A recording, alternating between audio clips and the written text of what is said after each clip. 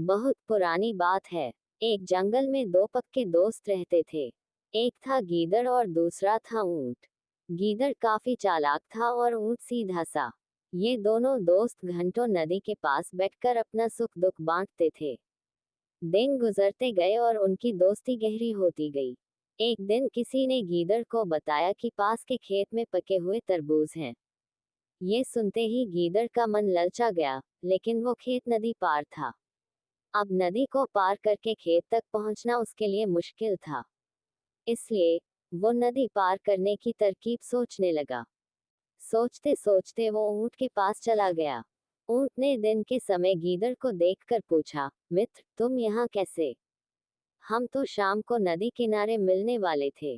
तब गीदड़ ने बड़ी ही चालाकी से कहा, देखो मित्र, पास के ही खेत में पके तरबूज हैं। मैंने सुना है तरबूज बहुत मीठे हैं। तुम उन्हें खाकर खुश हो जाओगे। इसलिए तुम्हें बताने चला आया। ऊंट को तरबूज काफी पसंद था। वो बोला, वाह, मैं अभी उस गांव में जाता हूँ। मैंने बहुत समय से तरबूज नहीं खाए हैं। ऊंट जल्दी जल्दी नदी पार करके खेत जाने की तैयारी करने लगा। तभी गीदड़ ने कहा, दोस्त, तरबूज मुझे भी अच्छे लगते हैं, लेकिन मुझे तैरना नहीं आता है। तुम तरबूज खा लोगे तो मुझे लगेगा कि मैंने भी खा ली। तभी ऊंट बोला, तुम चिंता मत करो, मैं तुम्हें अपनी पीठ पर बैठाकर नदी पार करवाऊंगा। फिर साथ में मिलकर तरबूज खाएंगे। ऊंट ने जैसा कहा था वैसा ही किया।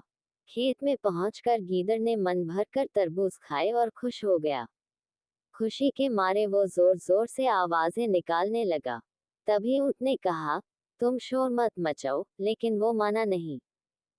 गीदड़ की आवाज सुनकर किसान डंडे लेकर खेत के पास आ गए। गीदड़ चालाक था, इसलिए जल्दी से पेड़ों के पीछे छुप गया। ऊंट का शरीर बड़ा था, इसलिए वो छुप नहीं पाया। किसानों ने गुस्से के मारे उसे बहुत मारा। किसी तरह अपनी जान बचाते हुए ऊंट खेत के बाहर निकला।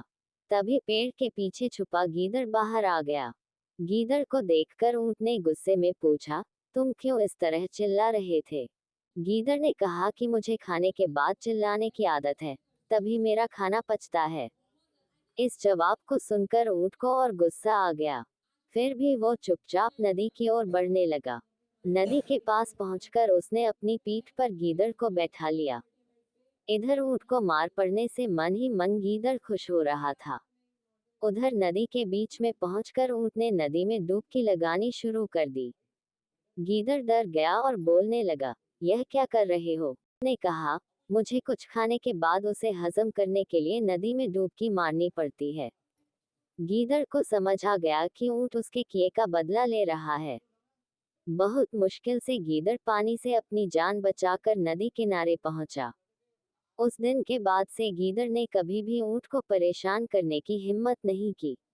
ऊंट और गीदड़ की कहानी से यह सीख मिलती है कि चालाकी नहीं करनी चाहिए। अपनी करनी खुद पर भारी पड़ जाती है। जो जैसा करता है उसे वैसा ही भरना होता है। Like, comment, share, subscribe. Thank you for watching.